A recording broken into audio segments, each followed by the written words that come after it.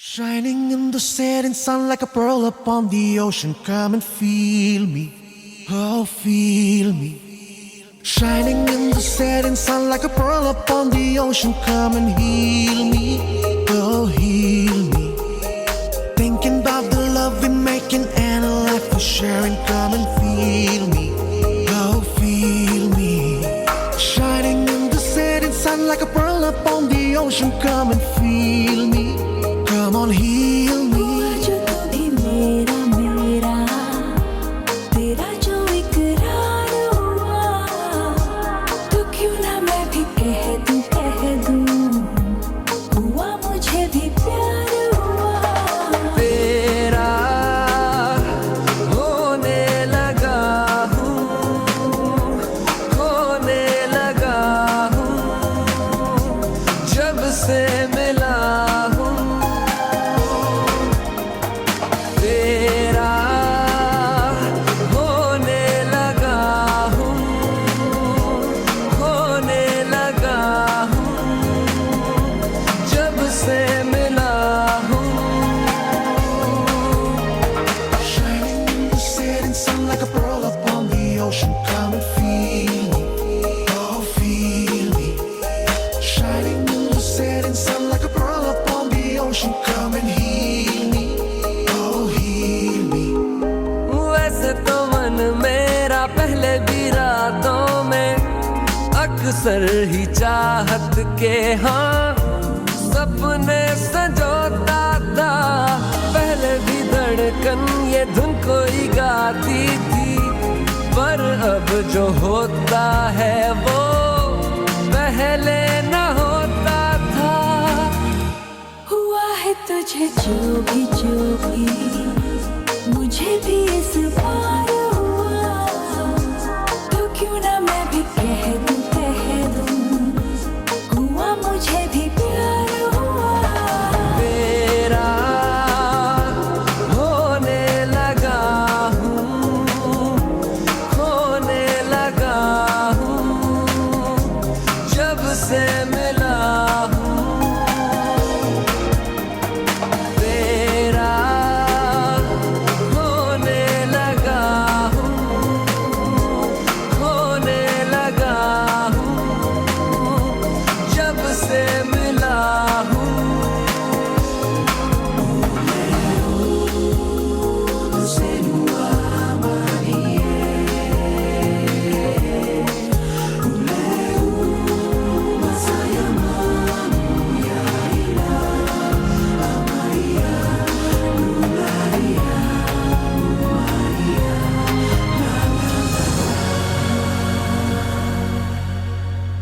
आंखों से छू लूं के बाहें तरसती हैं दिल ने पुकारा है हाँ अब तो चले आओ आओ के शबनम की बूंदें बरसती हैं मौसम इशारा है हाँ अब तो चले आओ बाहों में डाले बाहें बाहों का जैसे हार हुआ हमारा मैंने माना हुआ मुझे भी प्यार हुआ तेरा होने लगा हूँ खोने लगा हूँ जब से मिला हूँ तेरा होने लगा हूँ खोने लगा हूँ जब से मिला हूँ Shining in the setting sun like a pearl upon the ocean. Come and feel me, oh feel me. Shining in the setting sun like a pearl upon the ocean. Come and heal me, oh heal me. Thinking about the love we're making and a life we're sharing. Come and feel me, oh feel me. Shining in the setting sun like a pearl upon the ocean. Come and feel me, come on heal me. Good evening to our listeners and welcome. This is Nancy Longani Tonight discussions focuses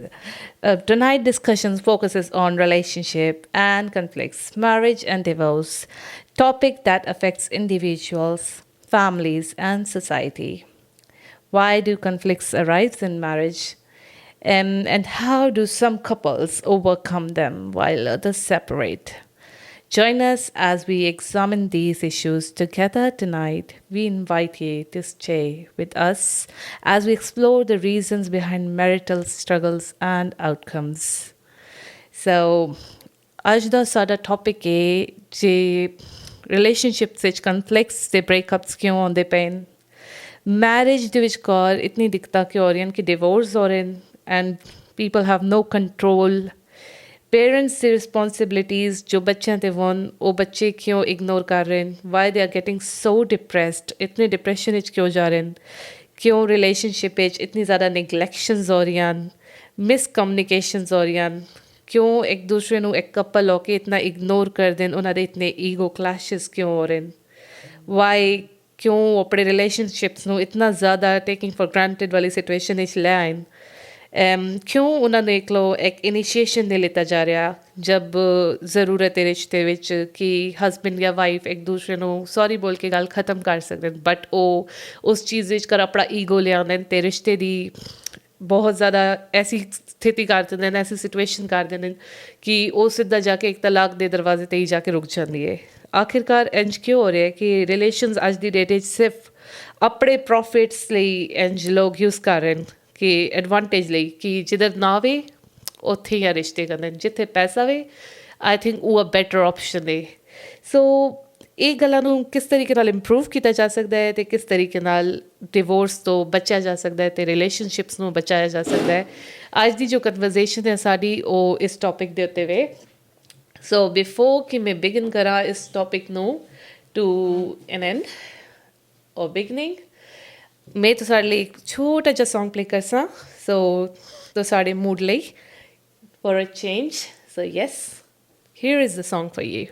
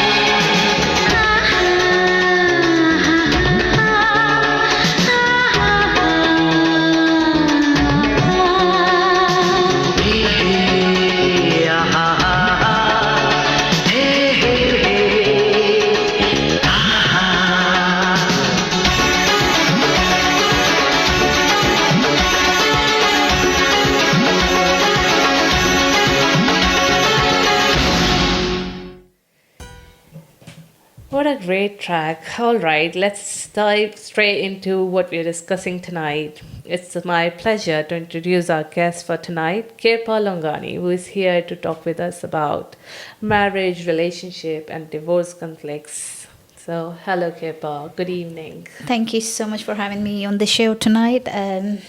Really appreciate that you brought up this topic. क्योंकि इस topic दा बड़े सारे लोगों ने message करके किया कि ਉਹ interested on ਇਸ ਬਾਰੇ ਕਿ ਕੀ thoughts on I the generation ਦੇ ਉਹਨਾਂ ਦੇ ਕੀ opinions on Ki views on ਇਸ ਚੀਜ਼ਾਂ ਨੂੰ ਲੈ ਕੇ ਕਿਉਂ ਜੋ conflicts arise ਕਿਉਂ ਹੁੰਦੇ ਨੇ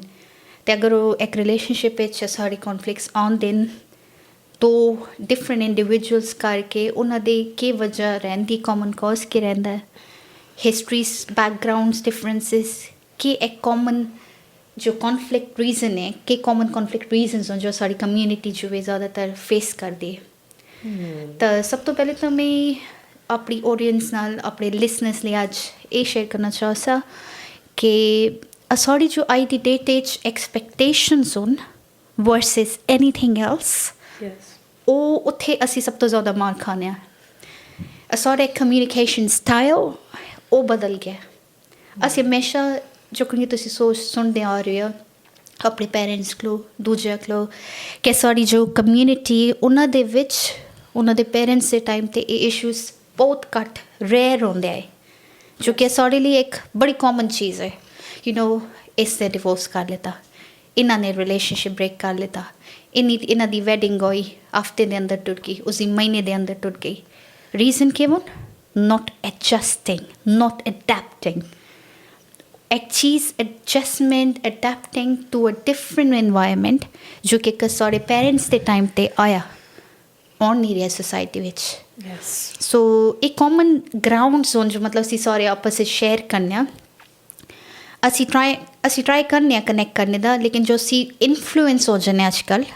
ਦੂਜਿਆਂ ਦੀ ਗੱਲਾਂ ਤੋਂ ਆਪਣੇ ਨਾਲ ਉੱਠਣੇ ਬੈਠਣੇ ਵਾਲੇ ਦੇ ਲੋਕਾਂ ਨਾਲ ਜੋ ਡਿਸਕਸ ਕਰਨੇ ਆ ਆਪਣੀ ਗੱਲ 'ਤੇ ਨਹੀਂ ਟਿਕਨੇ ਆ as an individual like I always think differences are normal completely normal ਹਰ ਕੋਈ ਇੰਡੀਵਿਜੂਅਲ ਡਿਫਰੈਂਟ ਹੈ ਕੋਈ ਕਿਸੇ ਵਰਗਾ ਬਣ ਨਹੀਂ ਸਕਦਾ ਨਾ ਕਿਸੇ ਵਰਗਾ ਬਣਨੇ ਦੀ ਕੋਸ਼ਿਸ਼ ਕਰੇ ਕੌਨਫਲਿਕਟ ਕਿੱਥੇ ਆਉਂਦੇ ਮੈਂ ਤੁਹਾਨੂੰ ਦੱਸਾਂ ਜਦ ਅਸੀਂ ਉਸ ਚੀਜ਼ ਦੀ ਰਿਸਪੈਕਟ ਨਹੀਂ ਕਰਨੇ ਆ Exactly. ਉਹ ਕਿਸੇ ਵੀ ਰਿਲੇਸ਼ਨਸ਼ਿਪ ਨੈਂਸੀ ਹੋਵੇ ਮੈਂ ਸੀਰੀਅਸਲੀ ਇਹ ਗੱਲ ਮੇਰੇ ਵਾਈਡਰ ਲਿਸਨਰਸ ਵਾਸ ਇਹ ਚੀਜ਼ ਮੈਂ ਲਿਆਉਣਾ ਚਾਹਤਾ ਹਾਈਲਾਈਟ ਕਰਨਾ ਚਾਹਤਾ ਤੁਸੀਂ ਆਪਣੀ ਕਿਸੇ ਵੀ ਲਾਈਫ ਦੇ ਰਿਲੇਸ਼ਨਸ਼ਿਪ ਦੇਖੋ ਵਰਕ ਲਾਈਫ ਦੇਖੋ ਭਾਵੇਂ ਫੈਮਿਲੀ ਵਿੱਚ ਦੇਖੋ ਭਾਵੇਂ ਐਜ਼ ਅ ਗਰਲਫ੍ਰੈਂਡ ਬॉयਫ੍ਰੈਂਡ ਦੇਖੋ ਹਸਬੈਂਡ ਵਾਈਫ ਦੇਖੋ ਟੀਚਰ ਸਟੂਡੈਂਟ ਦੇਖੋ ਕੋਈ ਵੀ ਰਿਲੇਸ਼ਨਸ਼ਿਪ ਹੋਵੇ ਕੌਨਫਲਿਕਟ ਅਰਾਈਜ਼ ਹੀ ਉੱਥੇ ਆਉਂਦਾ ਜਦ ਅਸੀਂ ਉਸ ਡਿਫਰੈਂਸਿਸ ਨੂੰ ਰਿਸਪੈਕਟ ਨਹੀਂ ਕਰ ਹਰ ਕੋਈ ਬੰਦਾ ਜੋ ਵੀ ਨਾ ਡਿਫਰੈਂਟ ਚੀਜ਼ਾਂ ਲੈ ਕੇ ਆਉਂਦਾ ਡਿਫਰੈਂਟ ਪਰਸਨੈਲਿਟੀ ਟ੍ਰੇਟਸ ਲੈ ਕੇ ਆਉਂਦਾ ਇਨ ਐਨੀ ਫੋਰਮ Exactly.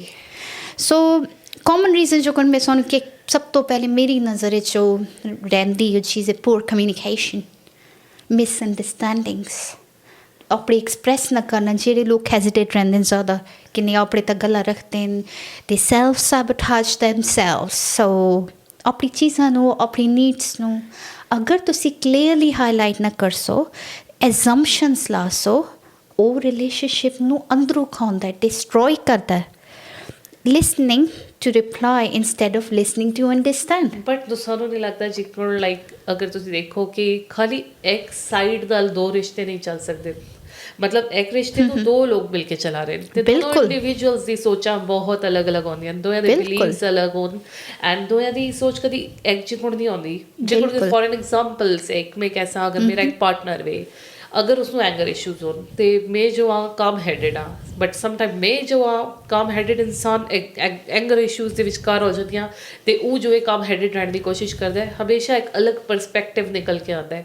ਅਗਰ ਤੁਹਾਨੂੰ ਲੱਗਦਾ ਹੈ ਕਿ ਦੋ ਅਲੱਗ-ਅਲੱਗ ਲੋਕਾਂ ਦੀ ਸੋਚ ਨਹੀਂ ਮਿਲਦੀ ਤਾਂ ਤੁਹਾਨੂੰ ਕੀ ਲੱਗਦਾ ਹੈ ਕਿ ਕਿਸ ਸਿਚੁਏਸ਼ਨ ਦੇ ਕਿੰਝ ਹੈਂਡਲ ਕਰਨਾ ਚਾਹੀਦਾ ਹੈ ਇਸ ਸਿਚੁਏਸ਼ਨ ਨੂੰ ਐਗਜ਼ੈਕਟਲੀ ਜਿੱਥੇ ਇੱਕ ਬੰਦਾ ਬਹੁਤ ਐਗਰੈਸ਼ਨ ਵਿੱਚ ਹੈ ਤੇ ਤੁਹਾਨੂੰ ਪਤਾ ਹੈ ਕਿ ਉਹ ਬੰਦਾ ਬਿਲਕੁਲ ਗੱਲ ਵੀ ਨਹੀਂ ਸੁਣਨਾ ਚਾਹੁੰਦਾ, ਬਟ ਤੁਹਾਨੂੰ ਆਪਣੇ ਰਿਸ਼ਤੇ ਦੀ ਇੱਕ ਤਰਫ ਚਿੰਤਾ ਵੀ ਹੈ ਤੇ ਦੂਸਰੀ ਤਰਫ ਆਪਣੇ ਫਿਊਚਰ ਦੀ ਵੀ ਚਿੰਤਾ ਹੈ ਕਿ ਮੇਰਾ ਫਿਊਚਰ ਇਸ ਇਨਸਾਨ ਨਾਲ ਕਿਹੋ ਜਿਹਾ ਸੀ, ਲੇਕਿਨ ਤੁਸੀਂ ਉਸ ਮੈਰਿਜ ਵਿੱਚ ਹੋ ਜਿਸ ਨੂੰ ਤੁਸੀਂ ਤੋੜ ਵੀ ਨਹੀਂ ਸਕਦੇ ਹੋ, ਔਰ ਤੁਹਾਨੂੰ ਕੀ ਲੱਗਦਾ ਹੈ ਕਿ ਤੁਸੀਂ ਕੀ ਕਰੋ। ਆਈ ਮੀਨ ਇੱਕ ਐਸੀ ਸਿਚੁਏਸ਼ਨ ਜਿੱਥੇ ਤੁਹਾਨੂੰ ਪਤਾ ਹੈ ਕਿ ਸਾਹਮਣੇ ਵਾਲਾ ਉਸ ਸਿਚੁਏਸ਼ਨ ਵਿੱਚੋਂ ਨਿਕਲਣਾ ਹੀ ਨਹੀਂ ਚਾਹੁੰਦਾ, ਉਹ ਆਪਣੇ ਬਿਹੇਵੀਅਰਸ ਨੂੰ ਛੋੜਨਾ ਹੀ ਨਹੀਂ ਚਾਹੁੰਦਾ, ਪਰ ਤੁਹਾਨੂੰ ਪਤਾ ਹੈ ਕਿ ਤੁਹਾਡਾ ਰਿਸ਼ਤਾ ਵੇ ਐਜ਼ ਅ ਵੂਮਨ, ਤੁਸੀਂ ਜ਼ਿਆਦਾਤਰ ਔਰਤਾਂ ਇਹ ਸੋਚਦੀਆਂ ਹਨ ਕਿ ਇਹ ਮੇਰਾ ਰਿਸ਼ਤਾ ਵੇ, ਮੈਨੂੰ ਇਸ ਨੂੰ ਨਹੀਂ ਛੋੜਨਾ, ਮੈਨੂੰ ਕਿਸੇ ਵੀ ਤਰ੍ਹਾਂ ਇਸ ਨੂੰ ਚਲਾਣਾ ਹੈ। ਅੱਜ ਮੇਰੇ ਬੱਚੇ ਨਹੀਂ, ਲੇਕਿਨ ਕੱਲ੍ਹ ਨੂੰ ਮੇਰੇ ਬੱਚੇ ਹੋ ਗਏ ਔਰ ਮੈਂ ਆਪਣੇ ਬੱਚੇ ਕਰਕੇ ਨਹੀਂ ਛੋੜ ਸਕਦੀਆਂ।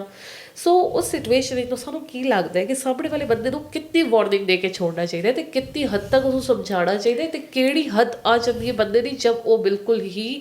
ਨਿਜਾਤ ਪਾਉਣਾ ਚਾਹੁੰਦਾ ਉਸ ਰਿਸ਼ਤੇ ਤੋਂ। ਦੇਖੋ ਨੈਂਸੀ, ਸਭ ਤੋਂ ਪਹਿਲੇ ਤਾਂ ਜੋ ਤੁਸੀਂ ਇਹ ਚੀਜ਼ ਨੂੰ ਹਾਈਲਾਈਟ ਕੀਤਾ ਕਿ ਦੋ ਬੰਦੇ ਜੋ ਹੁੰਦੇ ਇੱਕ ਡੈਫੀਨੇਟਲੀ ਇੱਕ ਤਾਂ ਪਾਰਟਨਰ ਇਸ ਤੋਂ ਸਾਰੇ ਰਿਲੇਸ਼ਨਸ਼ਿਪ ਵਿੱਚ ਇੱਕ ਪਾਰਟਨਰ ਨੂੰ ਤਾਂ ਸਾਨੂੰ ਐਡਜਸਟਮੈਂਟ ਕਰਨੀ ਪੈਂਦੀ ਹੈ, ਤਾਂ ਸਾਨੂੰ ਐਨਾਲਿਸਿਸ ਕਰਨਾ ਪੈਂਦਾ ਹੈ ਕਿ ਕਿਸ ਨੂੰ ਕਿਸ ਤਰ੍ਹਾਂ ਦੀ ਜ਼ਰੂਰਤ ਹੈ ਤੇ ਕਿੰਝ ਉਸਨੂੰ ਨਾ ਡਿਸਕਸ਼ਨ ਵਿੱਚ ਇੱਕ ਮਿਊਚੁਅਲ ਡਿਸਕਸ਼ਨ ਵਿੱਚ ਲਿਆਇਆ ਜਾ ਸਕਦਾ ਹੈ। ਯੈਸ, ਕਿ ਜਦ ਤੱਕ ਤੁਸੀਂ ਮਿਊਚੁਅਲ ਡਿਸਕਸ਼ਨ ਨਾ ਕਰ ਸੋ ਚੀਜ਼ਾਂ ਨੂੰ ਹੈਜ਼ੀਟੇਟ ਕਰਕੇ ਜੋ ਕਿ ਸਾਨੂੰ ਇੱਕ ਥੋੜ੍ਹਾ ਜਿਹਾ ਤੁਸੀਂ ਪਿੱਛੇ ਹਟ ਸੋ ਕਿ ਨਾ ਮੈਂ ਨਹੀਂ ਆਪਣੀ ਨੀਡਸ ਜੋ ਹੈ ਨਾ ਸਾਹਮਣੇ ਰੱਖ ਪਾ ਰਹੀ ਹਾਂ, ਹੈ ਨਾ। ਇੱਕ ਪਾਰਟਨਰ ਐਕਸਪੈਕਟ ਬਹੁਤ ਕਰਦਾ ਹੈ, ਦੂਜੀ ਨੂੰ ਕੁਛ ਫਿਕਰ ਹੀ ਨਹੀਂ, ਹੈ ਨਾ। ਐਗਜ਼ੈਕਟਲੀ। ਇੱਕ ਰਿਲੇਸ਼ਨਸ਼ਿਪ ਕਦੋਂ ਡਾਈ ਹੁੰਦਾ ਹੈ, ਮੈਂ ਤੁਹਾਨੂੰ ਦੱਸਣੀ ਤਬ ਡੈਡ ਹੋਣਾ ਸ਼ੁਰੂ ਹੁੰਦੇ ਜਦ ਇੱਕ ਪਾਰਟਨਰ ਐਕਸਪੈਕਟ ਕਰਦਾ ਹੈ ਸਮਥਿੰਗ ਐਂਡ ਹੈ ਨਾ ਦੂਜੇ ਨੂੰ ਕਹਿ ਰਹੀ ਨਹੀਂ, ਉਹ ਵੀ ਕਹਿੰਦਾ ਇਹ ਇੰਝ ਕਰਦਾ ਮੈਂ ਵੀ ਕਿਉਂ ਨਾ ਕਰਾਂ, ਮੈਂ ਵੀ ਕਿਸ ਤੋਂ ਘੱਟ। ਇਹ ਅਗਰ ਜਾਂ ਫਿਰ ਇਹ ਕਹਿ ਲਓ ਕਿ ਇੱਕ ਬੰਦਾ ਕੰਪਰੋਮਾਈਜ਼ ਕਰੀ ਜਾ ਰਿਹਾ ਤੇ ਦੂਸਰਾ ਚਾਹੁੰਦਾ ਕਿ ਉਹ ਬੰਦਾ ਕੰਪਰੋਮਾਈਜ਼ ਹੀ ਕਰਦਾ ਰਹੇ ਕਿਉਂਕਿ ਉਹ ਤਾਂ ਕੰਪਰੋਮਾਈਜ਼ ਕਰਦਾ ਆ ਰਿਹਾ ਹੈ। ਬਿਲਕੁਲ, ਜਾਂ ਉਸਨੇ ਕਦੀ ਆਪਣੀ ਫੈਮਿਲੀ ਦੇ ਵਿੱਚ ਕਦੀ ਕੰਪਰੋਮਾਈਜ਼ ਨਾ ਦੀ ਚੀਜ਼ ਦੇਖੀ ਹੀ ਨਹੀਂ। ਸੋ ਡਿਫਰੈਂਟ ਵਿਊਜ਼, ਰੋਲਸ, ਅਫੈਕਸ਼ਨ ਜਾਂ ਪ੍ਰਾਇੋਰਿਟੀਜ਼ doesn't mean things, if it hasn't worked in the past doesn't mean it wouldn't work in the future.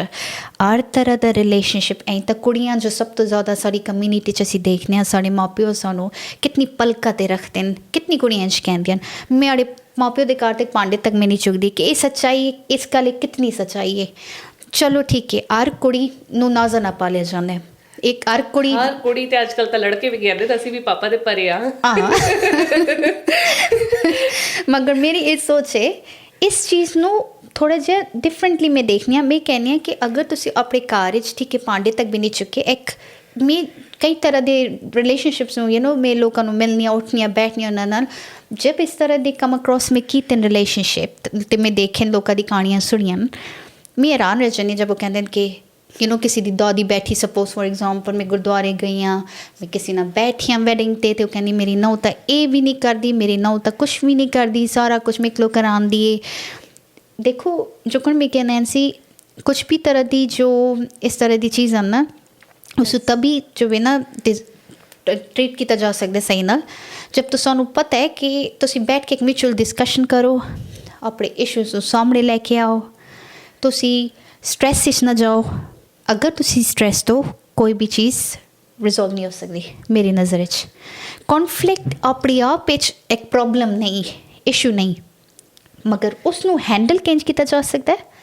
ਉਹ ਡਿਟਰਮਿਨ ਕਰੋ, ਉਹ ਫਿਗਰ ਆਊਟ ਕਰੋ। ਵੱਧ ਦੇਖੋ ਕਿ ਉਹ ਤੁਹਾਡੇ ਰਿਲੇਸ਼ਨਸ਼ਿਪ ਨੂੰ ਡੈਮੇਜ ਕਰ ਰਿਹਾ या मजबूत बढ़ा रहे हैं। sake, as I said that sometimes the situation is कि सामने वाला बंदा बिल्कुल ही नहीं समझदा, ਤੁਸੀਂ ਉਸ ਨੂੰ 2 ਮਹੀਨੇ 6 ਮਹੀਨੇ 10 months ਇੰਝ ਦੇਣੇ ਜਾਂਦੇ ਹੋ, ਟਾਈਮ ਟੂ ਟਾਈਮ ਦੇ ਹੀ ਜਾ ਰਹੇ ਹੋ, ਬਟ ਉਹ ਬੰਦਾ ਸਮਝਣਾ ਹੀ ਨਹੀਂ ਚਾਹ ਰਿਹਾ। ਉਹ ਚਾਹੁੰਦਾ ਕਿ ਤੁਸੀਂ ਤਾਂ ਆਲਰੇਡੀ ਕੰਪਰੋਮਾਈਜ਼ ਕਰਦੇ ਆ ਰਹੇ ਹੋ, ਤੁਸੀਂ ਹੀ ਕੰਪਰੋਮਾਈਜ਼ ਕਰੀ ਜਾਓ। ਹੀ is taking you fully for granted, he is not taking you serious at all. He no that ਕਿ ਮੈਂ ਉਹ ਚੀਜ਼ਾਂ ਦੀ ਕਮੀ ਕਰ ਰਿਹਾ ਆਪਣੀ ਵਾਈਫ ਨੂੰ ਜਾਂ ਆਪਣੀ ਗਰਲਫ੍ਰੈਂਡ ਨੂੰ ਇਸ ਰਿਸ਼ਤੇ ਦੇ ਵਿਚਕਾਰ ਮੈਂ ਉਸਨੂੰ ਇਤਨਾ ਪਰੇਸ਼ਾਨ ਕਰ ਰਿਹਾ ਤੇ ਉਤਨਾ ਪਰੇਸ਼ਾਨ ਹੋ ਵੀ ਰਹੀ ਹੈ, ਬਟ ਉਹਨੂੰ ਨਹੀਂ ਛੋੜ ਸੀ ਕਿਉਂਕਿ ਉਹ ਇੱਕ ਵੂਮਨ ਹੈ। ਖਾਸ ਕਰ ਅੱਜ ਕੱਲ੍ਹ ਜੋ ਲੜਕੀਆਂ ਹੋਣ ਉਹ ਬਹੁਤ ਜ਼ਿਆਦਾ ਇਸ ਚੀਜ਼ ਨੂੰ ਸਫਰ ਕਰ ਰਹੀਆਂ। ਮੈਂ ਨਹੀਂ ਕਹਿ ਰਹੀ ਕਿ ਲੜਕੇ ਨਹੀਂ ਕਰਦੇ, ਲੜਕਿਆਂ ਦੇ ਆੜੇ ਰੀਜ਼ਨਸ ਹੋਣ। ਅਤੇ ਅੱਜ ਅਸੀਂ ਇਸੇ ਲਈ ਇਸ ਸ਼ੋਅ ਵਿੱਚ ਵੀ ਬੋਲ ਰਹੇ ਹਾਂ ਕਿਉਂਕਿ ਇਹ ਇੱਕ ਟੌਪਿਕ ਐਸਾ ਹੋ ਚੁੱਕਿਆ ਹੈ ਜੋ ਕਿ ਬਹੁਤ ਜ਼ਿਆਦਾ ਘਰਾਂ ਨੂੰ ਬਰਬਾਦ ਕਰ ਰਿਹਾ, ਬਹੁਤ ਜ਼ਿਆਦਾ ਤਲਾਕ ਹੋ ਰਹੇ। ਖਾਲੀ ਤਲਾਕ ਹੀ ਨਹੀਂ, ਜਿੱਥੇ ਕਿ ਇੱਕ ਅਰੇਂਜ ਮੈਰਿਜ ਮਾਂ ਪਿਓ ਕਰਾ ਦਿੰਦੇ ਹੈ ਨਾ, ਉਹ ਆਪਣੇ ਬਿਲੀਵ 'ਤੇ ਕਰਾਉਂਦੇ ਕਿ ਸਾਡੇ ਬੱਚੇ ਰਹਿ ਸੁਣ, ਉਸ ਰਿਸ਼ਤੇ ਨੂੰ ਨਿਭਾ ਸੁਣ। ਉਹ ਇੱਕ ਜ਼ਮਾਨਾ ਉਹ ਆਉਂਦਾ ਹੈ, ਇੱਕ ਉਹ ਆਉਂਦਾ ਹੈ, ਹਾਂਜੀ। ਔਰ ਅੱਜ ਦਾ ਜ਼ਮਾਨਾ ਕੀ ਹੈ ਜਿੱਥੇ ਆਪਣੀ ਪਸੰਦ ਦੇ ਲਵ ਅਫੇਅਰ, ਰਿਲੇਸ਼ਨ, ਅਫੈਕਸ਼ਨ ਤੱਕ ਬੰਦੇ ਨਹੀਂ ਚਲਾ ਪਾ ਰਹੇ। ਉਸ ਸਿਚੁਏਸ਼ਨ ਬਾਰੇ ਤੋਂ ਸਾਨੂੰ ਕੀ ਲੱਗਦਾ ਹੈ ਕਿ ਕਿਉਂ ਇੰਝ ਹੋ ਰਿਹਾ ਹੈ? ਇਹ ਬਿਲਕੁਲ ਸਹੀ ਗੱਲ ਹੈ ਤੁਹਾਡੀ। ਇਹ ਜੋ ਇੱਕ ਰਿਲੇਸ਼ਨਸ਼ਿਪ ਦੀ ਜੋ ਇੱਕ ਅਸੀਂ ਚੀਜ਼ ਸੁਣਦੇ ਆ ਰਹੇ ਹਾਂ ਪੇਰੈਂਟਸ ਦੇ ਟਾਈਮ ਤੋਂ, ਅਸੀਂ ਉਹ ਸਾਡੇ ਰੋਲ ਮਾਡਲ ਲੈਣ, ਸਾਨੂੰ ਉਹਨਾਂ ਨੂੰ ਰੋਲ ਮਾਡਲ ਰੱਖ ਕੇ ਆਪਣੇ ਨੂੰ ਉਲਟਾ ਸਾਬਿਤ ਕਰਨਾ ਕਿ ਨਹੀਂ ਅਸੀਂ ਵੀ ਆਪਣੇ ਰਿਲੇਸ਼ਨਸ਼ਿਪਸ ਨੂੰ ਸਟਰੋਂਗ ਬਣਾਉਣਾ ਹੈ, ਸਾਨੂੰ ਉਂਝ ਹੀ ਬਣ ਕੇ ਦਿਖਾਉਣਾ ਹੈ, ਨਾ ਕਿ ਆਈ ਮੀਨ ਅੱਜ ਦੇ ਜ਼ਮਾਨੇ 'ਚ ਮੈਨੂੰ ਇਹ ਲੱਗਦਾ ਕਿ ਜਦ ਅਸੀਂ come across करने such issues, it's just so difficult, isn't it? Nikki Nikki small issues ਇੱਕ ਵੱਡੀ ਵੱਡੀ fight ਸੇ turn ਹੋ ਰਹੀਆਂ, ਉਹਨਾਂ ਨੂੰ ਉਹਨਾਂ ਦੇ ਰਿਲੇਸ਼ਨਸ਼ਿਪਸ ਜੀਵਨ ਖਤਮ ਪਏ ਹੁੰਦੇ, ਡਿਸਟਰੋਏ ਪਏ ਹੁੰਦੇ। ਮਤਲਬ ਇਟਸ ਨੋਟ ਅਬਾਊਟ ਕਿ ਛੋਟੀ ਛੋਟੀ ਗੱਲਾਂ ਦਾ ਵੱਡਾ ਮੁੱਦਾ ਜੋ ਹੈ ਬਣਾਇਆ ਜਾਵੇ ਅਤੇ ਉਸ ਨੂੰ ਇੱਕ ਵਜ੍ਹਾ ਬਣਾ ਦਿੱਤਾ ਜਾਵੇ, ਅਲਟੀਮੇਟਲੀ ਇੱਕ ਸਬਜੈਕਟ ਬਣ ਜਾਵੇ, wow this is the reason for the divorce. ਤੁਸੀਂ ਹੁਣ ਕਿਤਨੀ ਜਗ੍ਹਾ 'ਤੇ ਇਹ ਦੇਖਦੇ ਹੋ ਕਿ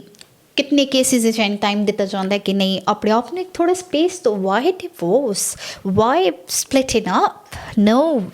you can give yourself each other the space you need. It's all about that space sometimes. जब तुसी थोड़ी किसी तो कहते ना दिल मक गया मेरा, too much हो गया, it's just way too much, you can't handle that anymore. Yes. You just need that right amount of space. हाँ चलो कोई गल नहीं, तुसी अपने पेरेंट्स से घर आके थोड़े चिर रह लो, figure out करो, थोड़ा स्पेस लो, तो ਸਾਨੂੰ ਕੀ then you ਲੱਗਦਾ ਹੈ ਕਿ ਇੱਕ ਟਰਾਂਸਪੇਰੈਂਸੀ ਜ਼ਰੂਰੀ ਹੈ ਇੱਕ ਰਿਸ਼ਤੇ 'ਚ? 100%, 100%. Transparency, honesty and loyalty is everything. Doesn't Yeah. matter again, Nancy, in any relationship. ਇਹ ਬਹੁਤ ਜ਼ਿਆਦਾ crucial ਹੈ ਕਿਉਂਕਿ ਜਦ ਤੁਸੀਂ ਟਰਾਂਸਪੇਰੈਂਟ ਰਹਿੰਦੇ ਹੋ ਨਾ ਕਿ ਆਪਣੇ ਪਾਰਟਨਰ ਨਾਲ ਲੋਇਲ ਰਹਿੰਦੇ ਹੋ, ਤੁਸੀਂ ਹਰ ਚੀਜ਼ ਨੂੰ ਸਾਹਮਣੇ ਲੈ ਕੇ ਆਉਂਦੇ ਹੋ, ਹਰ ਚੀਜ਼ ਮਤਲਬ ਕੋਈ ਕਨਫਲਿਕਟ ਦੀ ਵਜ੍ਹਾ ਬਣਦੀ ਨਹੀਂ। Exactly. This is my point where we are discussing that why there are so many conflicts in a marriage relationship, why people are actually breaking up and getting divorced, because there are conflicts. And why is that conflict is arising? The only issue is there are people जो कि transparency create ही नहीं करना चाह रहे। You see, Nancy, nowadays you'll come across things like, oh मेरा message ignore कीता, मेरे बस प्लान बढ़ाया, सच बोल गया टाइम ते करना या ना आया, है ना, एक sarcastic comment उसे मार देता, that's it, you under the emotional pressure ready to do a divorce. No, it's not. Don't make it a big deal out of it. ਤੁਸੀਂ ਉਸ ਚੀਜ਼ ਨੂੰ ਅੰਡਰਸਟੈਂਡ ਕਰੋ, ਥੋੜੀ ਜੀ ਅੰਡਰਸਟੈਂਡਿੰਗ ਲਿਆਓ ਕਿ ਵਜ੍ਹਾ ਵੇ ਕਿਸ ਵਜ੍ਹਾ ਤੋਂ ਇਹ ਚੀਜ਼ਾਂ ਇਸ 'ਤੇ ਜਾ ਰਹੀਆਂ। Sometimes it's not just that ਕਿ ਤੁਹਾਨੂੰ ਲੱਗਦਾ ਨਾ ਕਿ ਚਲੋ ਜੀ ਇਹਨਾਂ ਗੱਲਾਂ ਦੇ ਉੱਤੇ ਹੀ ਹੁੰਦਾ, ਬਟ ਮੇਰੇ ਖਿਆਲ ਨਾਲ ਮੈਨੂੰ ਇਹ ਲੱਗਦਾ ਕਿ ਇੱਕ ਟਰਾਂਸਪੇਰੈਂਸੀ ਨਾਲ ਦੇ ਪਿੱਛੇ ਕਈ ਵਾਰ ਇੱਕ ਝੂਠ ਹੁੰਦਾ ਹੈ, ਬੜੇ ਝੂਠ ਹੁੰਦੇ, ਇੱਕ ਝੂਠ ਨਹੀਂ ਕਈ ਝੂਠ। ਮੰਨ ਲਓ ਕਿ ਕਦੀ ਇੱਕ ਹਸਬੈਂਡ ਜਾਂ ਮਿਸਾਲਨ ਕਦੀ ਇੱਕ ਵਾਈਫ ਇੱਕ ਮੌਕਾ ਦਿੰਦੀ ਹੈ ਆਪਣੇ ਹਸਬੈਂਡ ਨੂੰ, ਜਾਂ ਇੱਕ ਹਸਬੈਂਡ ਮੌਕਾ ਦਿੰਦਾ ਵਾਈਫ ਨੂੰ ਕਿ ਉਹ ਸੱਚ ਬੋਲ ਦੇਵੇ। ਅਜੇ ਵੀ ਮੈਨੂੰ ਪਤਾ ਹੋਵੇ ਕਿ ਮੇਰੀ ਵਾਈਫ ਜਾਂ ਮੇਰਾ ਹਸਬੈਂਡ ਮੇਰਾ ਪਾਰਟਨਰ ਵੇਖ ਲਓ ਲਾਈ ਕਰ ਰਿਹਾ ਜਾਂ ਫਿਰ ਉਹ ਹਾਈਡ ਕਰ ਰਿਹਾ। ਲਾਈ ਕਰਨਾ ਅਤੇ ਹਾਈਡ ਕਰਨਾ ਦੋਨੋਂ ਇੱਕ ਹੀ ਚੀਜ਼ ਹੁੰਦੀ। ਤੁਸੀਂ ਉਸ ਉੱਤੇ ਇਹ ਆ ਕੇ ਬੋਲ ਦਿਓ ਕਿ ਹਾਈਡ ਹੀ ਕੀਤਾ ਵੇ, ਮੈਂ ਤਾਂ ਝੂਠ ਨਹੀਂ ਬੋਲਿਆ, but the truth is if you are hiding something, you are lying your partner, you are exactly cheating it, because अगर तुसी ये सोच दो कि मैं तो cheat नहीं किया, मैं तो बाहर जाके किसी नाल कोई relations नहीं रखे, but the truth is again if you are hiding something from your partner, the truth is exactly the truth is कि तुसी उसनु cheat ही कर रहे हो, उसनु झूठ ही बोल रहे हो। ते जब वो झूठ खुल के बाहर आंदा है उस टाइम से तुसी उसनु ये दलीला दे देंदे हो, मैं तो देख लो छुपाया है या सिर्फ मैं तो झूठ नहीं बोलिया। but when the reality comes out ਤਾਂ ਸਾਡੇ ਪਾਰਟਨਰ ਦਾ ਜੋ ਤੁਹਾਡੇ 'ਤੇ ਬਿਲੀਵ ਹੈ ਉਹ ਫੇਡ ਹੁੰਦਾ ਹੈ ਪਹਿਲੇ, ਅਤੇ ਫੇਡ ਆਉਂਦੇ ਆਉਂਦੇ ਉਹ ਇੱਕਦਮ ਗਾਇਬ ਹੀ ਹੋ ਜਾਂਦਾ ਹੈ, ਕਿਉਂਕਿ ਉਸਨੂੰ ਇਹ ਲੱਗਦਾ ਹੈ ਕਿ ਜੋ ਇਨਸਾਨ ਇੱਕ ਇਸ ਸਿਚੁਏਸ਼ਨ 'ਤੇ ਝੂਠ ਬੋਲ ਸਕਦਾ ਹੈ ਉਸਦੇ ਲਈ ਬਹੁਤ ਈਜ਼ੀ ਹੈ ਕਿ ਉਹ ਦੂਸਰੀ ਕੋਈ ਸਿਚੁਏਸ਼ਨ 'ਤੇ ਵੀ ਮੈਨੂੰ ਝੂਠ ਬੋਲ ਸਕੇ। ਫਿਰ ਉਹ ਜੋ ਟਰਸਟ ਹੁੰਦਾ ਉਹ ਇੱਕ ਐਸੀ ਤਰੀਕੇ ਨਾਲ ਸ਼ੇਕ ਹੋ ਜਾਂਦਾ ਹੈ ਕਿ ਤੁਸੀਂ ਚਾਹੋ ਵੀ ਤਾਂ ਉਹ ਵੈਸੇ ਨਹੀਂ ਹੋ ਸਕਦਾ ਜਿਕਣ ਉਹ ਹੈ। ਮਤਲਬ ਮਿਸਾਲਨ ਮੰਨ ਲਓ ਤੁਸੀਂ ਉਸਦੇ ਕੋਲੋਂ ਇੱਕ ਗੱਲ ਛੁਪਾਈ, ਉਸਨੂੰ ਹੁਣ ਤੋਂ ਸਾਡੇ 'ਤੇ ਔਰ 10 ਗੱਲਾਂ ਦਾ ਸ਼ੱਕ ਹੋ ਰਿਹਾ ਹੈ। ਬੇਬੀ ਤੁਸੀਂ ਉਸਨੂੰ ਆੜਾ ਫੋਨ ਨਹੀਂ ਦੇ ਰਹੇ ਤਾਂ ਉਸਨੂੰ ਇਹ ਲੱਗਦਾ maybe he is talking to somebody else. ਅਤੇ ਸਮਟਾਈਮ ਤੁਸੀਂ ਇਹ ਕੰਮ ਰਿਐਲਿਟੀ 'ਚ ਕੀਤਾ ਹੋਇਆ, ਤੁਸੀਂ ਕਿਸੇ ਨਾਲ ਗੱਲ ਕਰ ਚੁੱਕੇ ਹੋ ਅਤੇ ਹਟੇ ਹੋ ਅਤੇ ਤੁਸੀਂ ਕਹਿੰਦੇ ਮੈਂ ਤਾਂ ਅਸਲ ਸਿਰਫ ਗੱਲ ਹੀ ਕੀਤੀ ਹੈ, ਮੈਂ ਤੇਰੇ ਨਾਲ ਸਿਰਫ ਮੈਂ ਤੇਰਾ ਫਿਆਂਸੀ ਹਾਂ, ਬਟ ਮੈਂ ਤਾਂ ਸਾਹਮਣੇ ਵਾਲੇ ਨਾਲ ਸਿਰਫ ਗੱਲ ਹੀ ਕੀਤੀ ਹੈ, ਜਾਂ ਮੈਂ ਸਾਹਮਣੇ ਵਾਲੇ ਨਾਲ ਸਿਰਫ ਗੱਲ ਹੀ ਕੀਤੀ। ਵੇਟ, ਅਗਰ ਤੁਸੀਂ ਇੱਕ ਰਿਸ਼ਤੇ 'ਚ ਹੋ ਤਾਂ ਤੁਸੀਂ ਕਮਿਟਮੈਂਟ ਦਿੱਤੀ ਹੈ। ਪਲੀਜ਼ ਕਮਿਟਮੈਂਟ ਨੂੰ ਜਦ ਤੁਸੀਂ ਸਟ੍ਰਿਕਟਲੀ ਲੈ ਸੋ ਤਾਂ ਜਾ ਕੇ ਤੁਸੀਂ ਇੱਕ ਇੰਗੇਜਮੈਂਟ ਨੂੰ ਸੀਰੀਅਸਲੀ ਜਬ ਲੈ ਰਹੇ ਹੋ ਸੋ ਤਬ ਜਾ ਕੇ ਤੁਸੀਂ ਇੱਕ ਮੈਰਿਜ ਨੂੰ ਸੀਰੀਅਸਲੀ ਲੈ ਸੋ। ਜਦ ਤੁਸੀਂ ਇੱਕ ਇੰਗੇਜਮੈਂਟ ਜਾਂ ਬॉयਫ੍ਰੈਂਡ ਗਰਲਫ੍ਰੈਂਡ ਦੇ ਰਿਲੇਸ਼ਨਸ਼ਿਪ ਵਿੱਚ ਹੀ ਲਾਈ ਕਰਨੇ ਲੱਗਦੇ ਹੋ, ਹਾਈਡ ਕਰਨੇ ਲੱਗਦੇ ਹੋ ਅਤੇ ਆਪਸ਼ਨਸ ਬਣਾਉਣੇ ਲੱਗਦੇ ਹੋ ਕਿ ਚਲੋ ਜੀ ਇਹ ਗਿਆ ਜਾਂ ਇਸ ਨੂੰ ਨਹੀਂ ਪਤਾ ਤਾਂ ਇਸਦੇ ਪਿੱਛੇ ਮੈਂ ਹੈਂਗ ਅਰਾਊਂਡ ਕਰ ਰਹੀ ਹਾਂ, ਮੈਂ ਕਿਸੇ ਹੋਰ ਨਾਲ ਘੁੰਮ ਰਹੀ ਹਾਂ ਜਾਂ ਘੁੰਮ ਰਿਹਾ ਵਾਂ, then there is a lie ਤੇ ਬਾਅਦ ਤੁਸੀਂ ਮੈਰਿਜ ਕਿਨ ਚਲਾ ਸੋ ਅਗਰ ਤੁਸੀਂ ਇਹ ਕਰ ਰਹੇ ਹੋ ਤਾਂ I would ask you to stop it right now right here because ਤੁਹਾਡੀ possibility ਕੱਲ ਨੂੰ ਮੈਰਿਜ ਵਰਕ ਕਰਨੇ ਦੀ 0% ਹੈ ਪਲੀਜ਼ ਓਨੈਸਟੀ ਕ੍ਰੀਏਟ ਕਰੋ ਟਰਾਂਸਪੇਰੈਂਸੀ ਕ੍ਰੀਏਟ ਕਰੋ ਕਿਉਂਕਿ ਅਗਰ ਤੁਸੀਂ ਇਹ ਨਹੀਂ ਕਰ ਰਹੇ ਹੋ ਤਾਂ ਤੁਹਾਡਾ ਪਾਰਟਨਰ ਤੁਹਾਡੇ ਤੇ ਕੱਲ ਨੂੰ ਕਦੇ ਵੀ ਬਿਲੀਵ ਨਹੀਂ ਕਰ ਸਕਦਾ ਤੇ ਅਗਰ ਉਸਨੇ ਬਿਲੀਵ ਕਰ ਵੀ ਲਿੱਤਾ ਤਾਂ ਸਾਡਾ ਇੱਕ ਝੂਠ तो साढ़े घर की पूरी बुनियाद ਨੂੰ ਹਿਲਾੜੇ ਬਸ ਕਾਫੀ ਹੈ ਕਿਉਂਕਿ ਉਸਦੇ ਪਿੱਛੇ ਇੱਕ ਹੀ ਰੀਜ਼ਨ ਸੀ ਸ਼ੱਕ ਤੇ ਸ਼ੱਕ ਨੇ ਕਈ ਘਰਾਂ ਨੂੰ ਬਰਬਾਦ ਕੀਤਾ ਹੈ 100% Nancy, totally agree with you. Well, I always think that trust isn't just about loyalty, it's about predictability, how safer you feel ਤੁਸੀਂ ਆਪਣੇ ਪਾਰਟਨਰ ਦੇ ਨਾਲ ਕਿੰਨਾ ਸੇਫ ਫੀਲ ਕਰਦੇ ਹੋ ਅਗਰ ਤੁਹਾਡੇ ਵਰਡਸ ਸੇ ਐਕਸ਼ਨ ਨਹੀਂ ਮੈਚ ਕਰਦੇ ਤੁਹਾਡੇ ਅਲੱਗ ਹੀ ਕੁਝ ਹਿਡਨ ਏਜੰਡਾਜ਼ ਔਨ ਲਾਈਫ ਵਿੱਚ ਤੇ ਤੁਹਾਨੂੰ ਬਸ ਦਿਮਾਗੀ ਤੁਹਾਡਾ ਪਾਰਟਨਰ ਦਾ ਇਸ ਮਾਈਂਡ ਸੈਟਿਸ ਰਹਿ ਆਪਣੇ ਪਾਰਟਨਰ ਨੂੰ ਤਾਂ ਮੈਂਟਲੀ ਡਿਸਟਰਬ ਬਿਲਕੁਲ ਵਾ ਤੁਸੀਂ ਉਸ ਨੂੰ ਟੌਰਚਰ ਕਰ ਰਹੇ ਹੋ ਤੁਸੀਂ ਇਹ ਸੋਚੋ ਕਿ ਉਹ ਅੱਜ ਦੀ ਬਿਜ਼ੀ ਲਾਈਫ ਦੇ ਵਿੱਚ ਘਰਾੜਾ ਬਿਜ਼ਨਸ ਸੰਭਾਲੇ ਕੰਮ ਦੇਖੇ ਕਾਰ ਦੇਖੇ ਪਰਿਵਾਰ ਦੇਖੇ ਕੁੜੀ ਹੈ ਤਾਂ ਬੱਚੇ ਦੇਖੇ ਤਾਂ ਸਾਡੀ ਫੈਮਿਲੀ ਦੇਖੇ ਆਪਣੀ ਫੈਮਿਲੀ ਦੇਖੇ ਜਾਂ ਫਿਰ ਉਹ ਸਾਨੂੰ ਬੱਚੇ ਵਾਂਗੜ ਹਰ ਵੇਲੇ ਸਾਡੇ ਪਿੱਛੇ ਪਿੱਛੇ ਆ ਕੇ ਚੈੱਕ ਕਰਦੀ ਰਹੇ ਬੇਟਾ ਜੀ ਤੁਸੀਂ ਕਿੱਥੇ ਹੋ ਤੁਸੀਂ ਕੀ ਕੀਤਾ ਤੁਸੀਂ ਕੀ ਨਹੀਂ ਕਰ ਰਹੇ ਹੋ ਤੁਸੀਂ ਮੇਰੇ ਪਿੱਛੇ ਚੀਟ ਤਾਂ ਨਹੀਂ ਕਰ ਰਹੇ ਹੋ ਕਿਉਂਕਿ ਇੱਕ ਲੜਕੀ ਜਾਂ ਲੜਕਾ ਦੋਨਾਂ ਦਾ ਮਾਨਸਿਕ ਸੰਤੁਲਨ ਅੱਜ ਦੀ ਡੇਟ ਦੇ ਵਿੱਚ ਸਭ ਦਾ ਬੜਾ ਬਿਜ਼ੀ ਹੈ ਕਿਸੇ ਕੋਲ ਟਾਈਮ ਈਜ਼ੀਲੀ ਨਹੀਂ ਨਿਕਲਦਾ ਤੇ ਉਸ ਵਿਚਕਾਰ ਅਗਰ ਉਸਨੂੰ ਇੱਕ ਪਾਰਟਨਰ ਵੀ ਫ੍ਰੀ ਮਾਈਂਡ ਨਹੀਂ ਰੱਖ ਪਾ ਰਿਹਾ ਤਾਂ ਸਭ ਤੋਂ ਵੱਡੀ ਡਿਸੀਜ਼ ਉਸਦਾ ਪਾਰਟਨਰ ਹੈ ਉਸਦੇ ਲਈ this is where it all creates the anxiety and overthinking anxiety and depression ਇਸ ਗੱਲ ਤੇ ਥੋੜਾ ਜਿਹਾ ਅਸੀਂ ਹਾਈਲਾਈਟ ਕਰਨੇ ਇੱਕ ਚੀਜ਼ ਦੇਖੋ ਇੱਕ ਟਰਾਂਸਪੈਰੈਂਟ ਨਾ ਰਹਿਣੇ ਨਾਲ ਕਿੰਝ ਚੀਜ਼ਾਂ ਲੀਡ ਕਰਦੀਆਂ ਟੁਵਰਡਸ ਡਿਪਰੈਸ਼ਨ ਐਂਜ਼ਾਇਟੀ ਓਵਰਥਿੰਕਿੰਗ ਉਹ ਬੰਦਾ ਜੋ ਸ਼ਾਇਦ 9 to 5 ਜਿਹਦੀ ਵਾਈਫ ਕੰਮ ਕਰਦੀ ਹੈ ਸਾਰਾ ਟਾਈਮ ਬਸ ਇਹ ਸੋਚਦੀ ਰਹੇ उसके दिमाग कि शिट और मैं 5 बजे घर जावा शिट कि पे चलता है मैं रात घर जाने मैं कुछ दसता नहीं मैं कुछ बॉडी लैंग्वेज ठीक नहीं लगती बड़ी यू नो जो मैं सुन के हिडन एजेंडास उसके दिमाग हसबैंड दे चल रहे हो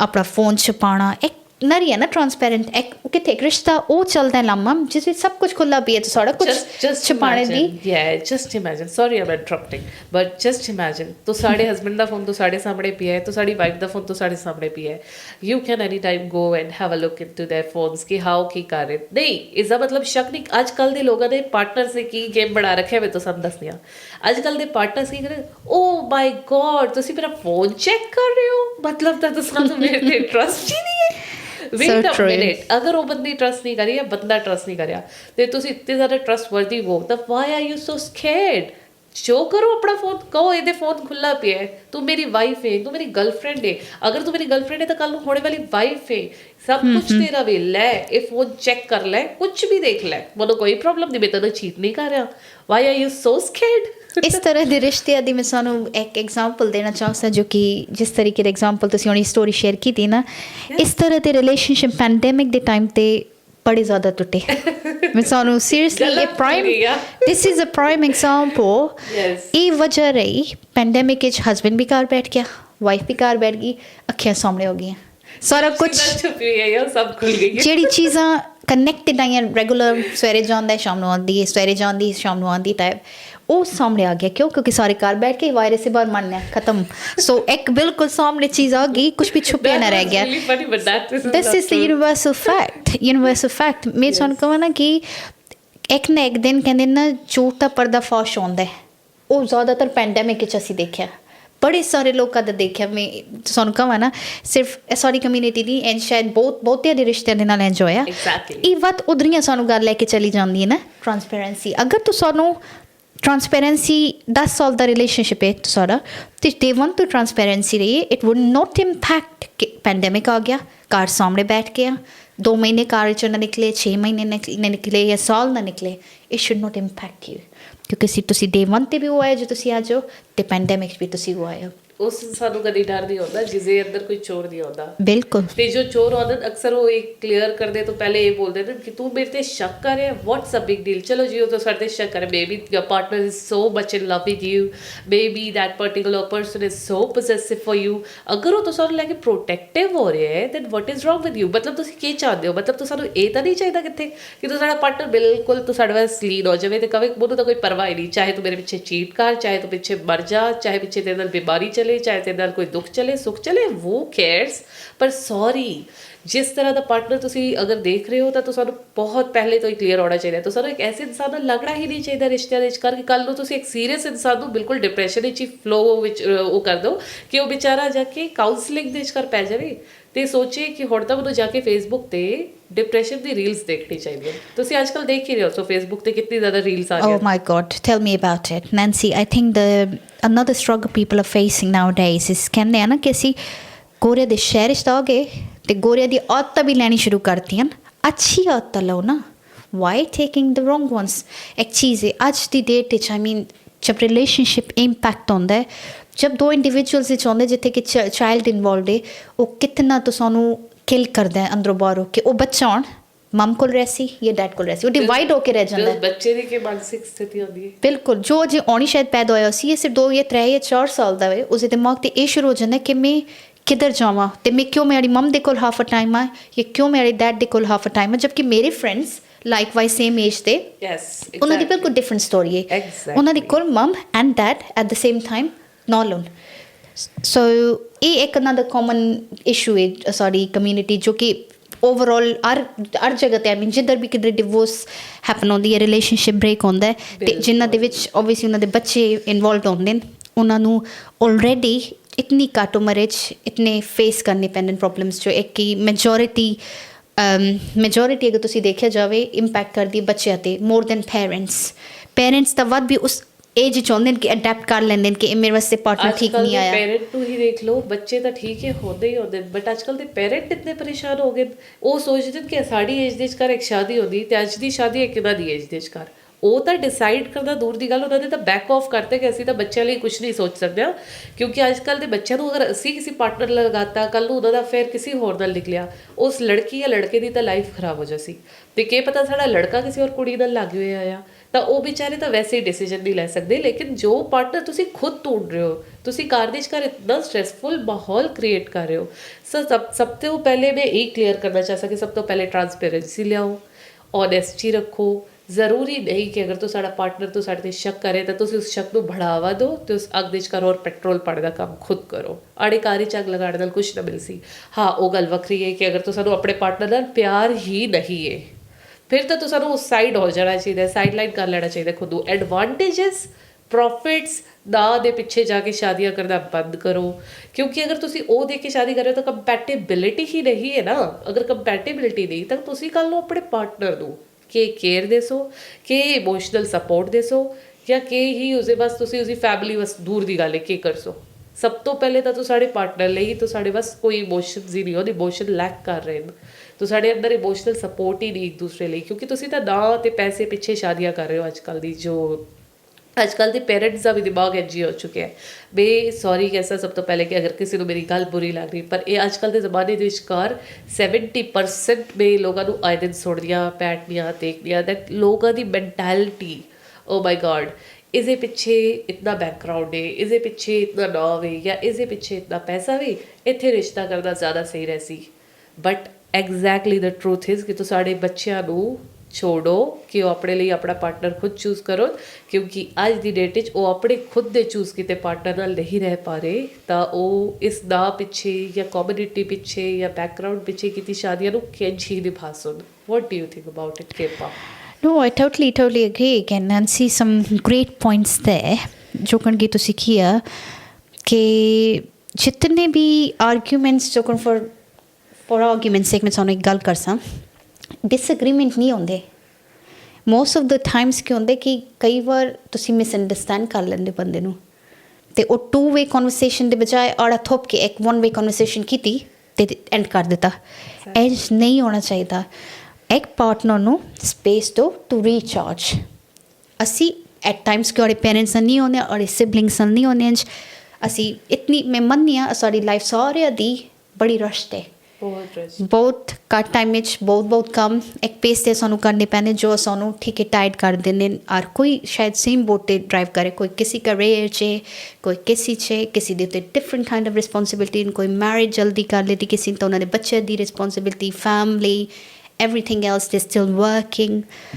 कुछ interpret age इस तरह की जो चीज़ है ना ਉਹ ਵੀ ਕਮਿਊਨੀਕੇਸ਼ਨ ਗੈਪਸ ਹੋ ਗਏ ਜੋ ਫॉर एग्जांपल ਉਹ ਨਹੀਂ ਹੋਣੇ ਚਾਹੀਦੇ। ਅਗਰ ਤੁਸੀਂ ਇੱਕ ਦੂਸਰੇ ਦੀ ਨੀਡਸ ਨੂੰ ਅੰਡਰਸਟੈਂਡ ਨਾ ਕਰਕੇ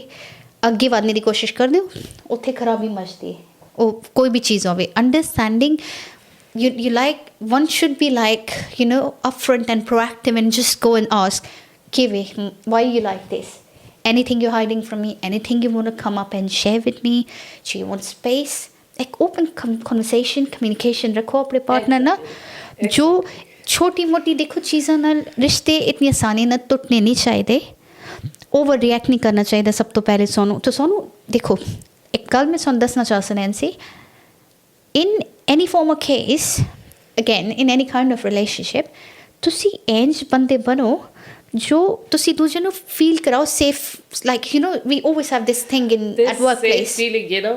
people are actually demanding that ਕਿ ਮੈਨੂੰ ਪੀਸ ਚਾਹੀਦਾ ਹੈ, ਮੈਨੂੰ ਖੁਸ਼ੀ ਚਾਹੀਦੀ ਹੈ, ਮੈਨੂੰ ਇਸ ਰਿਸ਼ਤੇ 'ਚ ਇੱਕ ਸੇਫ ਪਲੇਸ ਚਾਹੀਦੀ ਹੈ ਕਿ ਮੈਨੂੰ ਇਹ ਨਾ ਲੱਗੇ ਕਿ ਮੇਰਾ ਪਾਰਟਨਰ ਮੇਰੇ ਪਿੱਠ ਪਿੱਛੇ ਕੁਝ ਕਰ ਰਿਹਾ ਹੈ, ਮੇਰਾ ਪਾਰਟਨਰ ਮੇਰਾ ਲੋਇਲ ਹੈ, ਮੈਂ ਪੂਰੀ ਦੁਨੀਆ ਨਾਲ ਲੜ ਸਕਦਾ, ਮਤਲਬ ਮੈਂ ਕੰਮ ਦਾ ਟੈਨਸ਼ਨ ਲੈ ਸਕਦਾ, ਮੈਂ ਫੈਮਿਲੀ ਟੈਨਸ਼ਨ ਲੈ ਸਕਦਾ, ਪਰ ਮੈਂ ਚੀਟਿੰਗ ਨਹੀਂ ਲੈ ਸਕਦਾ ਬਿਕਾਜ਼ ਮੈਂ ਡਿਪਰੈਸ਼ਨ ਵਿੱਚ ਚਲਾ ਗਿਆ ਤਾਂ ਮੈਂ ਕਿੱਥੇ ਦਾ ਵੀ ਨਾ ਰਹਿ ਸਕਦਾ। And this is why and this is wear people are going wrong। ਉਹ ਇੱਕ ਦੂਸਰੇ ਨੂੰ ਬਹੁਤ ਹੀ ਨਿਗਲੈਕਟੈਂਸ ਦੇ ਰਹੇ। ਨਿਗਲੈਕਟੈਂਸ ਬੋਲੇ ਨਾ ਜਦੋਂ ਇੱਕ ਗੱਲ ਹੈ,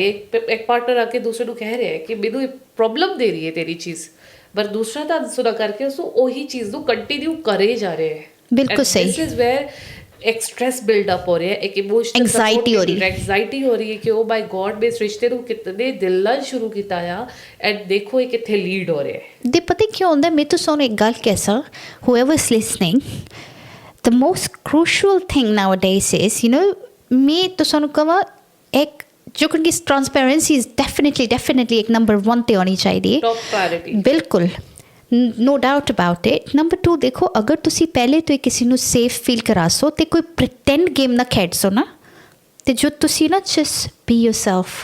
if you be yourself day 1 day 10 doesn't matter कितने साल भी जन रिलेशनशिप दे,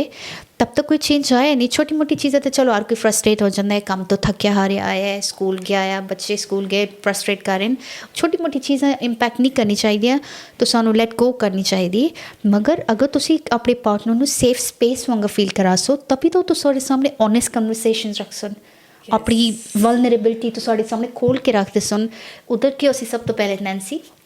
डीपर ट्रस्ट बिल्ड हो सी। Exactly, a safe place where you can find yourself in the peace कि हाँ भाई मुझे पता है चाहे जो भी हो अच्छा, जाए, sorry। मेरा पार्टनर सो लॉयल है मेरा। सॉरी टू इंटरप्ट नैंसी है, असी के करने काउंसलिंग लेने, काउंसलिंग है टॉकिंग थेरेपी करने, एग्जैक्टली। असी टॉकिंग थेरेपी करने, असी वो गल जो अड़े कारज अड़े हस्बैंड वाइफ फ्रेंड्स सिबलिंग नल नहीं कर पाने कई बार जा के कितने कितने पाउंड्स दे के असी टॉकिंग थेरेपी क्यों लेने, काउंसलिंग क्यों करने, तो उसके सामने सब कुछ खोल के रख देना। Yes, versus why not doing the same thing at home? because that person is neglecting you. This is the point. This That's is where I am exactly here, what I am mean. discussing this कि please अपने मापियों ਨੂੰ, ਆਪਣੇ husband wife ਨੂੰ, ਆਪਣੇ boyfriend girlfriend ਨੂੰ ਜਿਸ ਨੂੰ ਤੁਸੀਂ ਖੁਦ choose ਕੀਤਾ ਹੈ for your lifetime, ਜਾਂ ਸ਼ਾਇਦ ਤੁਸੀਂ ਉਸ ਨਾਲ ਐਜੀ ਲੱਗੇ ਹੋਏ ਹੋ, ਤਾਂ please do not do that because ਉਸਦੇ ਕੰਸੀਕੁਐਂਸਿਸ ਬਹੁਤ ਹੀ ਡੇਂਜਰਸ ਨਿਕਲ ਰਹੇ। People are committing suicide, people are getting into that ਐਂਗਜ਼ਾਈਟੀ disorder. ਉਹ ਆਪਣੀ ਡੇਲੀ ਲਾਈਫ ਤੋਂ ਉੱਕ ਚੁੱਕੇ ਨੇ, ਉਹ ਸਮਝ ਨਹੀਂ ਪਾ ਰਹੇ ਕਿ ਉਹ ਕਿੱਥੇ ਜਾਵਣ। ਪਲੀਜ਼ ਅਗਰ ਤੁਸੀਂ ਕਿਸੇ ਨੂੰ ਪਿਆਰ ਨਹੀਂ ਕਰਦੇ ਹੋ ਜਾਂ ਤੁਹਾਡਾ ਉਸ ਵੱਲ ਸੀਰੀਅਸ ਨਹੀਂ ਹੋ ਤੁਸੀਂ ਕਿ ਤੁਹਾਡੇ ਉਸ ਨਾਲ ਸ਼ਾਦੀ ਕਰਨੀ ਹੈ, ਲਾਈਫ ਟਾਈਮ ਤੁਸੀਂ ਉਸ ਦੇ ਨਾਲ ਕਮਿਟਮੈਂਟ ਦੇਣੀ ਹੈ, ਤਾਂ ਪਲੀਜ਼ ਉਸ ਨੂੰ ਛੋੜ ਦਿਓ। Do not play with somebody's feeling, ਕਿਉਂਕਿ ਉਹ ਬਹੁਤ ਖਤਰਨਾਕ ਅੰਜਾਮ ਤੱਕ ਲੀਡ ਕਰ ਸੀ। ਤੁਸੀਂ ਨਹੀਂ ਸੋਚਿਆ ਸੀ, ਸ਼ਾਇਦ ਤੁਸੀਂ ਇਸ ਚੀਜ਼ ਨੂੰ ਇੰਝ ਹੀ ਲੈ ਰਹੇ ਹੋ ਸੋ ਕਿ yes it's I'm just having fun, ਮੈਂ ਤਾਂ ਸਿਰਫ ਇੰਝ ਹੀ ਲੱਗ ਗਿਆ। ਬਟ ਸਾਹਮਣੇ ਵਾਲਾ ਜ਼ਰੂਰੀ ਨਹੀਂ ਕਿ ਉਹ ਇੰਝ ਹੀ ਲੱਗ ਗਿਆ ਹੋਵੇ, ਹੋ ਸਕਦਾ ਉਹ ਸਾਹਮਣੇ ਵਾਲਾ ਤੋਂ ਸਾਡੇ 'ਤੇ ਬਹੁਤ ਡਿਪੈਂਡ ਕਰਦੇ ਲੱਗ ਗਿਆ ਹੋਵੇ। ਉਸਦਾ ਪੂਰਾ ਦਿਨ ਦਾ ਜੋ ਰੂਟੀਨ ਹੈ ਉਸ ਵਿੱਚ ਕਰੋ ਤਾਂ ਸਾਨੂੰ ਫਾਈਂਡ ਕਰਦਾ ਹੋਵੇ ਕਿ ਇਹ ਵਾਲਾ ਆਵਰ ਤਾਂ ਮੇਰੇ ਹਸਬੈਂਡ ਦਾ ਵੇ ਜਾਂ ਇਹ ਮੇਰੀ ਫੈਮਿਲੀ ਦਾ ਵੇ ਜਾਂ ਇਹ ਮੇਰੀ ਗਰਲਫ੍ਰੈਂਡ ਜਾਂ ਬॉयਫ੍ਰੈਂਡ ਦਾ ਵੇ, ਅਤੇ ਉਸ ਆਵਰ ਤੁਸੀਂ ਉਸਨੂੰ ਜਦ ਨਹੀਂ ਮਿਲਦੇ ਹੋ ਤਾਂ ਉਹ ਸਟ੍ਰੈਸ ਸਹਿਆ ਨਹੀਂ ਜਾਂਦਾ। ਤਾਂ ਮੈਂ ਤੁਹਾਡੇ ਕੋਲੋਂ ਇੱਕ ਰਿਕੁਐਸਟ ਕਰਦਾ, ਜਿੰਨੇ ਵੀ ਲੋਕ ਮੈਨੂੰ ਸੁਣ ਰਹੇ ਪਲੀਜ਼, ਅਗਰ ਤੁਸੀਂ ਕਿਸੇ ਨਾਲ ਸੀਰੀਅਸ ਨਹੀਂ ਹੋ, ਅਗਰ ਤੁਸੀਂ ਸਾਨੂੰ ਕਿਸੇ ਨਾਲ ਪਿਆਰ ਨਹੀਂ ਹੈ, ਉਸ ਨੂੰ ਛੋੜ ਦਿਓ ਐਂਡ ਉਸਦੀ ਲਾਈਫ ਅਤੇ ਆਪਣੀ ਲਾਈਫ ਦੋਨਾਂ ਦੀ ਲਾਈਫ ਨਾਲ ਨਾ ਖੇਡੋ, ਕਿਉਂਕਿ ਕਰਮਾ ਹਮੇਸ਼ਾ ਤੋਂ ਸਾਡੇ ਪਿੱਛੇ ਵੇ। See, we all say that, isn't it? It's like a vicious circle. What goes around comes back around to you. ਤਾਂ ਕਿਸੇ ਦਾ ਵੀ seriously ਮਨ ਨਾ ਦੁਖਾਓ। Do your best. It will all come back to you with the good returns. So yes, now that we have shared those thoughts, let's relax and enjoy this lovely tune.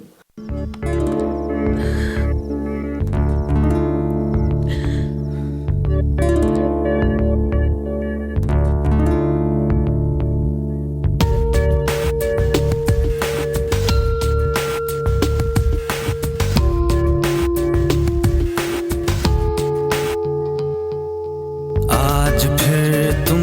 पे प्यार आया है, आज फिर तुम पे प्यार आया है, बेहद और बेशुमार आया है। आज फिर तुम पे प्यार आया है, आज फिर तुम पे प्यार आया है, बेहद और बेशुमार आया है।